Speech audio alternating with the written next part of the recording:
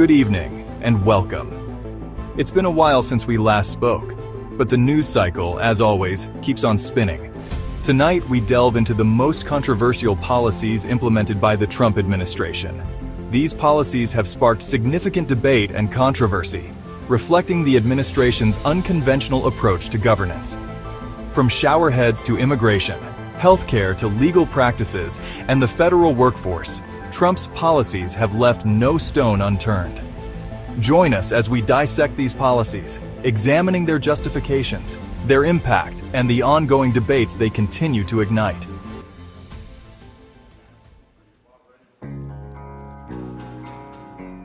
One, the showerhead saga. On April 9, 2025, President Trump signed an executive order focusing on a fixture found in every American home, the showerhead. This act aimed at reversing federal regulations limiting water pressure in showerheads, sparking criticism. Trump, known for his preference for strong water pressure, argued these standards interfered with a satisfying shower. Critics argued the move was a step backward in water conservation efforts. The executive order directed the Energy Secretary to review these standards, sparking debate about balancing environmental concerns and personal preferences.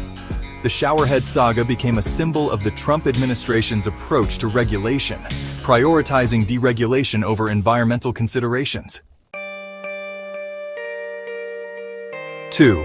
Guantanamo and immigration.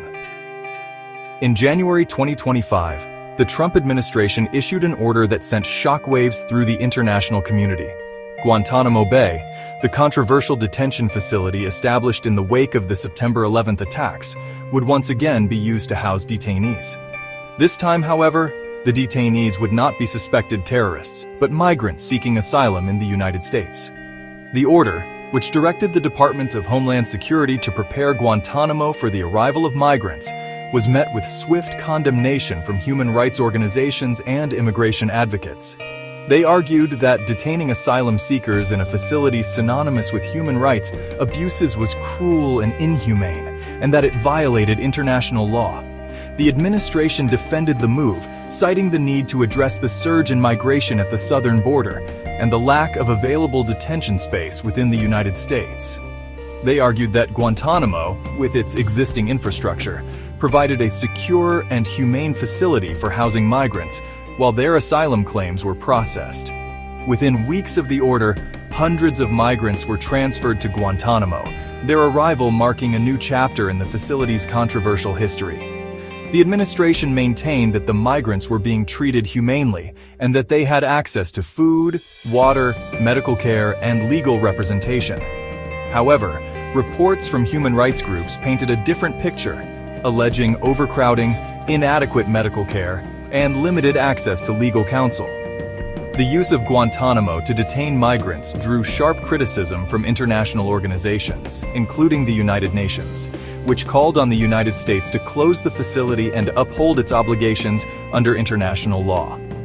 The decision to use Guantanamo for migrant detention was seen by many as a sign of the administration's hardline stance on immigration.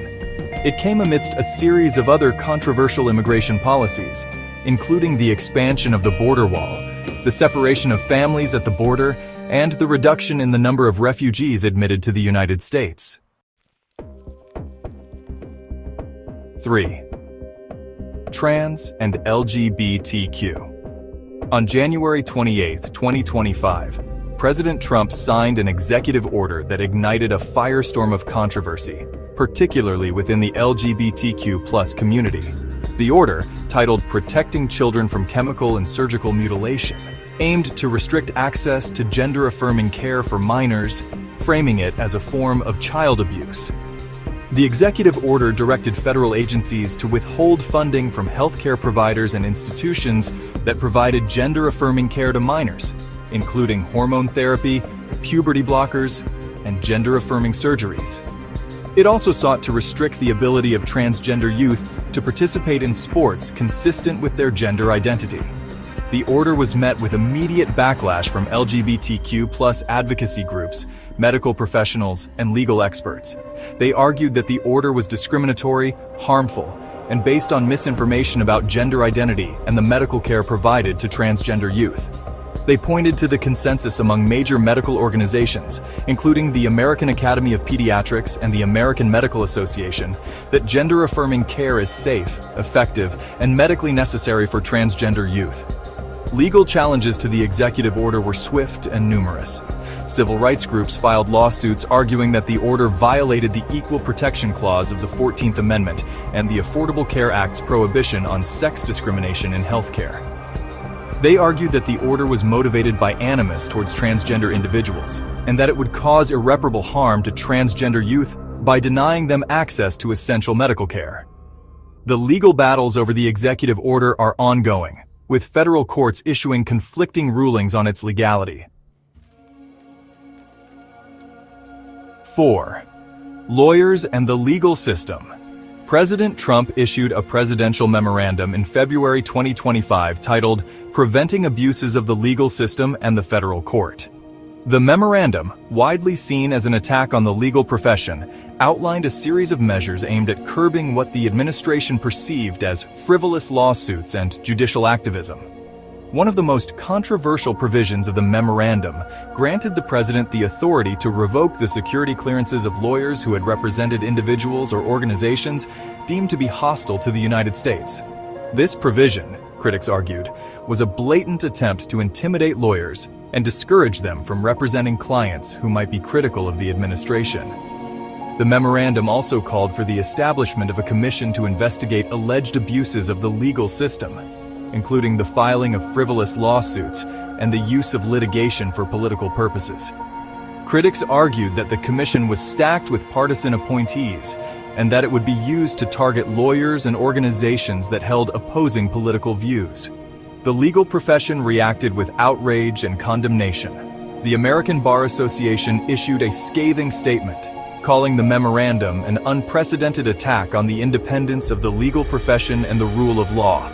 They argued that the memorandum's provisions would have a chilling effect on the legal profession, making lawyers less likely to take on controversial cases or represent clients who might be critical of the government.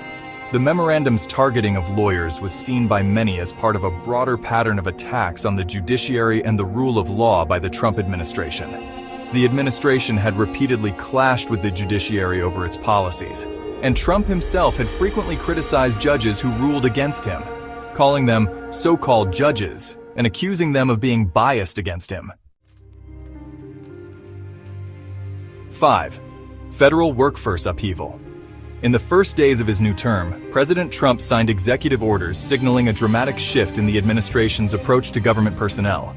The orders included 1. A hiring freeze, 2. Discontinuation of telework, and 3. Mass terminations, causing confusion and outrage among federal employees. The hiring freeze halted new hires for most agencies, except for national security and public safety positions. The administration argued the freeze was necessary to reduce government size and curb wasteful spending. The decision to end telework faced strong resistance, as it was seen as vital for work-life balance and productivity. The administration claimed telework reduced productivity, and that returning to the office would improve efficiency. The call for mass terminations was the most controversial, with agencies directed to eliminate non-essential positions.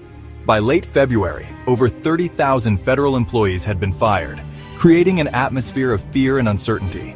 The administration's actions faced immediate legal challenges from unions, arguing the firings violated federal law and were politically motivated. Unions claimed the terminations would devastate government services. The policies enacted by the Trump administration during its return to power have been nothing short of tumultuous, sparking widespread debate and controversy. From the seemingly trivial, like showerhead regulations, to the deeply consequential, like the use of Guantanamo Bay for migrant detention, these policies have reflected the administration's unconventional and often polarizing approach to governance. The targeting of lawyers and the upheaval within the federal workforce have further fueled concerns about the administration's respect for the rule of law and its commitment to democratic norms. The long-term consequences of these policies remain to be seen, but their immediate impact has been undeniable, leaving a trail of uncertainty, anxiety, and legal challenges in their wake. These policies have undoubtedly left a lasting mark on the political landscape, continuing to fuel debates on governance and regulation.